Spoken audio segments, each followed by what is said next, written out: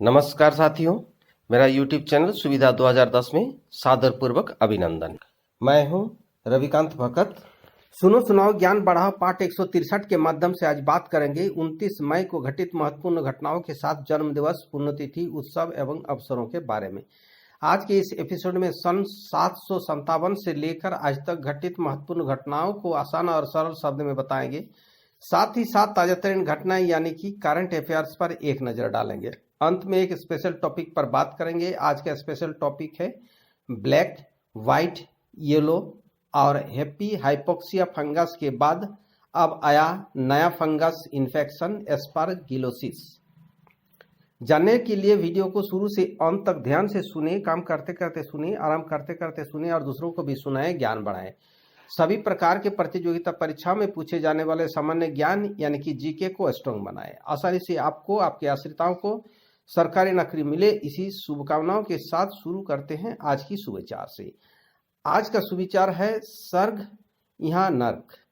स्वर्ग परिवार नर्क ना है इसमें कोई फर्क, प्रीति प्रेम से मिले स्वर्ग मिले विदेशी नर्क। इसी के साथ शुरू करते हैं देश और दुनिया के इतिहास में आज के दिन घटित अतीत एवं वर्तमान की महत्वपूर्ण घटनाएं। 757 ईस्वी को संत पॉल I ने कैथोलिक पॉप के रूप में अपने कार्यकाल शुरुआत की। 1658 ईस्वी को औरंगजेब ने सामुगढ़ की लड़ाई में दारा सिकोह को पराजित किया। 1727 ईस्वी को पीटर II 11 साल की उम्र में रूस का जार बना। 1733 ईस्वी को क्यूबेक सिटी में भारतीय दासों को रखने के लिए कनाडाई का अधिकार बरकरार रखा गया। 1790 ईस्वी को रोड आइलैंड ने संयुक्त राज्य के संविधान की पुष्टि की और ऐसा करने वाला 13 मूल राज्यों में से अंतिम राज्य बना।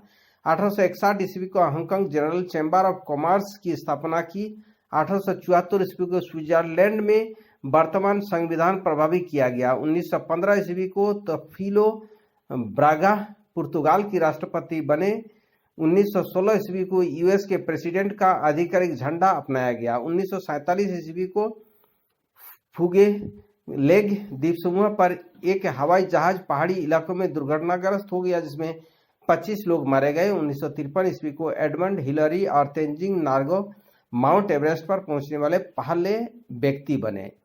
1959 ईस्वी को चार्ल्स दी गर्ल फ्रांस के राष्ट्रपति बने। 1970 ईस्वी को यूनाइटेड रूस ने अंडरग्राउंड न्यूक्लियर टेस्ट किया। 1983 ईस्वी को नील बॉनेट ने चार्लोट मोटर स्पीडवे पर दुनिया के 24वें दौड़ में अपनी जीत दर्ज कराई। 1985 ईस्वी को यूरोपियन फुटबॉल कप के फाइनल को लेकर हुए दंगों में 39 खेल प्रेमी मारे गए। 1990 ईस्वी को दक्षिण अमेरिकी देश पेरू में आए भीषण भूकंप से 56 लोग मारे गए।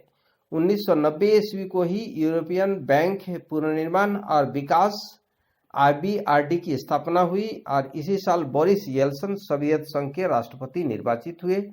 सन 1999 को नाइजीरिया में नागरिक सत्ता की स्थापना हुई। सन 2003 को ब्रिटिश प्रधानमंत्री टोनी ब्लेयर इराक के पुनर्निर्माण कार्यों का आकलन करने के लिए बसरा पहुंचे। सन 2004 को म्यांमार में चक्रवाती तूफान में 140 लोगों की जान ली। इसी साल पाकिस्तान ने परमाणु वैज्ञानिक अब्दुल कादिर खान पर आरोप लगाए गए प्रतिबंधों को ढील दी। सन 2007 को जापान की रियो मेरी मिस यूनिवर्स 2007 बनी। सन 2008 को भारतीय जनता पार्टी के नेता BS येदियुरप्पा ने कर्नाटक के मुख्यमंत्री के रूप में शपथ ली। इसी साल इंटरनेट सर्च इंजन गूगल ने सोशल नेटवर्किंग वेबसाइट माइस्पेस के साथ ईमेल संबंधी समझौता किया और नेपाली सरकार ने राजतंत्र का अंत कर गणतंत्र की घोषणा करते हुए शाही महलों सहित देश के सभी भागों में राजतंत्र के सभी चिन्ह हटाते हुए राष्ट्रध्वज को मान्यता दी। सन 2010 को अमेरिका और भारत के बीच सितंबर 2008 में हुए 123 एग्रीमेंट में छोड़े गए परमाणु ईंधन की इस रीप्रोसेसिंग में पहलू पर अमेरिकी प्रशासन ने सहमति का ऐलान किया। सन 2010 को भारत की राष्ट्रपति प्रतिभा देवी सिंह पाटिल ने हेनान प्रांत के लुआंग में पहली सदी के प्राचीन श्वेतसा व्हाइट हॉर्स मंदिर परिसर में भारतीय शैली से निर्मित एक बौद्ध मंदिर का लोकार्पण किया। सन 2019 को अमेरिका ने भारतीय मुद्रा को निगरानी सूची से बाहर निकाल दिया और इसी साल नवीन पटनायक ने लगातार 5वीं बार उड़ीसा के मुख्यमंत्री के रूप में शपथ ली। सन 2020 को भारत और श्रीलंका ने सहयोग के नए रास्ते तलाशते हुए आपसी संबंधों को और मजबूत करने के लिए प्रतिबद्धता की फिर पुष्टि की। और जनजातीय कार्य मंत्रालय ने 23 लघु वन उत्पादकों को न्यूनतम समर्थन मूल्य सूची में शामिल किया। इनमें से वन तुलसी के बीज, बंजीरा, मशरूम, काला चावल और जौहर चावल जैसे वस्तु शामिल हुए। इसी साल ब्राजील, रूस, भारत, चीन और दक्षिण अफ्रीका देशों के संगठन ब्रिक्स के टैक्स प्राधिकारों के प्रमुख बैठक का आयोजन किया गया, जिसे मेजबान फेडरल टैक्स सर्विस ऑफ रूस द्वारा किया गया। अब उन महान व्यक्तियों को याद करते हैं जिनका जन्मदिवस आज है। 1724 ईस्वी को पोप बेनेडिक्ट 13वें जो पियरो ओर्सिनी का जन्म हुआ, जो कि 245वें पोप के रूप में सफल हुए। सन 1865 को पत्रकारिता जगत के रामानंद चटर्जी का जन्म हुआ। कन्हैयालाल मिश्र प्रभाकर जो जाने माने निबंधकार थे, इनका जन्म 1906 ईस्वी को। भारतीय अभिनेता पंकज कपूर का जन्म 1954 को हुआ। अब उन महान शख्सियतों को याद करते हैं जिनका पुण्यतिथि आज है। भारत के स्वतंत्रता सेनानी, पत्रकार एवं संगठनकर्ता लोकराम नयनराम शर्मा का निधन 1933 को। हिंदी फिल्म एवं रंगमंच अभिनेता पृथ्वीराज कपूर का निधन 1972 को। भारत के प्रसिद्ध भाषाविद, साहित्यकार एवं विद्याशास्त्री सुनीति कुमार चटर्जी का निधन 1977 को। भारत के 5वें प्रधानमंत्री चौधरी चरण सिंह का निधन 1987 को। ऑस्ट्रेलियाई अभिनेता कार्लसेज बम का निधन 2014 को। जोगेश गौड़ जो गीतकार थे, उनका निधन 2020 को। भारतीय लेखक एवं ज्योतिष बेजान दारूवाला का निधन 2020 को। छत्तीसगढ़ के पूर्व मुख्यमंत्री अजीत प्रमोद कुमार योगी का निधन 2020 को हुआ। अब बात करते हैं आज के दिन मनाए जाने वाले महत्वपूर्ण अवसर एवं उत्सवों के बारे में। आज चौधरी चरण सिंह, श्री लोकराम नयनराम शर्मा और पृथ्वीराज कपूर स्मृति दिवस के साथ अंतर्राष्ट्रीय एवरेस्ट दिवस, अंतर्राष्ट्रीय संयुक्त राष्ट्र शांति सैनिक दिवस मनाया जाता है। अब बात करते हैं आज के समाचार यानी कि करंट अफेयर्स पर, जो प्रतियोगिता परीक्षाओं की दृष्टि से महत्वपूर्ण है। प्रसारकों की शीर्षक संस्था इंडियन ब्रॉडकास्टिंग फाउंडेशन यानी कि IBF ने डिजिटल स्ट्रीमिंग प्लेटफॉर्म को कवर करने के लिए अपने दायरा का विस्तार किया। साथ ही इसका नाम बदलकर Indian broadcasting and digital foundation IBDF कर दिया गया। रक्षा सचिव डॉक्टर अजय कुमार ने NCC कैडेट को आधार सूचना और प्रशिक्षण सामग्री प्रदान करने के लिए DG NCC mobile training app 2.0 launch किया। DG NCC mobile training app या कोविड-19 महामारी के बीच NCC कैडेटों को ऑनलाइन प्रशिक्षण आयोजित करने में सहायता करेगा।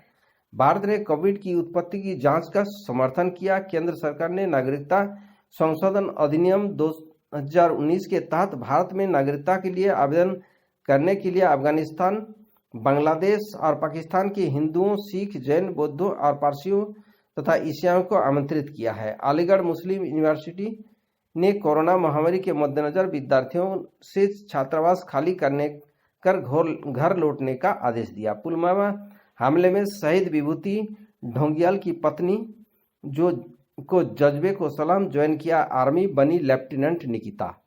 RT-PCR स्लाइन गार्गल द्वारा होगा कोविड-19 का टेस्ट। नागपुर स्थित राष्ट्रीय पर्यावरण अभियांत्रिकी अनुसंधान संस्थान नेरी ने RT-PCR कोरोना वायरस की जांच के लिए गार्गल VD का इजाद किया। नेरी ICSIR की एक घटक प्रयोगशाला है। Indian council of medical research ICMR ने इसे अनुमति दे दी। देश की पहली कोविड-19 होम टेस्ट किट कोविसेल्फ नाम से माइलैब डिस्कवरी सॉल्यूशंस पुणे द्वारा विकसित की गई है। अब बात करते हैं आज का special topic, black white yellow fungus और हैप्पी हाइपोक्सिया के बाद एस्परजिलोसिस इन्फेक्शन का खतरा।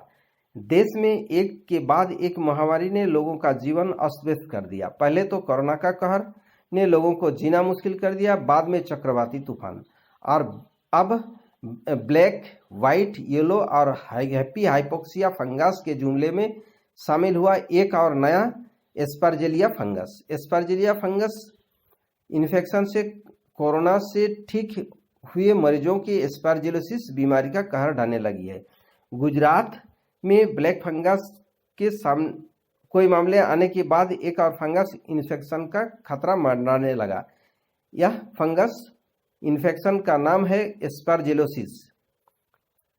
खबरों के मुताबिक यह बीमारी कोरोना या फिर कोरोना संक्रमण से ठीक हो चुके लोगों को हो रहा है। वडोदरा में एसएसजी अस्पताल में नए फंगल इन्फेक्शन से 8 मरीज संक्रमित पाए गए। इंडियन एक्सप्रेस की खबर के मुताबिक शहर और जिला प्रशासन की कोविड-19 के सलाहकार डॉक्टर शीतल मिस्त्री ने बताया कि पल्मोनरी एस्परगिलोसिस आमतौर पर इम्यूनो कॉम्पोजमेंट मरीजों में देखा जा रहा है, लेकिन साइनस का एस्परजिलोसिस दुर्लभ है, जो अब कोरोना से ठीक हो चुके और कोरोना संक्रमित रोगियों में देखने को मिल रहा है। उन्होंने कहा कि इससे संक्रमित मरीजों का खास ध्यान रखना होता है। डॉक्टर शीतल मिस्त्री ने इंडियन एक्सप्रेस को बताया कि फंगस इन्फेक्शन के अचानक इतने ज़्यादा मामले इसलिए देखने को मिल रहा है क्योंकि कोरोना मरीजों को स्टेरॉयड का इस्तेमाल किया जा रहा है। ऑक्सीजन की मात्रा को बनाए रखने के लिए नॉन स्टेरॉइड पानी का इस्तेमाल किया जा रहा है। ब्लैक फंगस की अगर बात करें तो इसमें होने वाले मुख्य कारण स्टेरॉयड का अत्यधिक इस्तेमाल और शरीर की प्रतिरक्षा क्षमता का कमजोर होना। साथियों, इसी के साथ आज के लिए विदा लेता हूं। वीडियो देखने और चैनल के साथ जुड़े रहने के लिए धन्यवाद। वीडियो को लाइक कर सभी ग्रुप और दोस्तों में शेयर कर दें। अगर आप नए दर्शक हैं तो चैनल को सब्सक्राइब कर ऑल नोटिफिकेशन बेल आइकन को दबा दें। नेक्स्ट वीडियो और नई जानकारी के साथ कल फिर मिलेंगे। आपका दिन मंगलमय हो। परिवार के सभी लोग स्वस्थ रहे, मस्त रहे, खुश रहे, इसी शुभकामनाओं के साथ जय हिंद, जय भारत।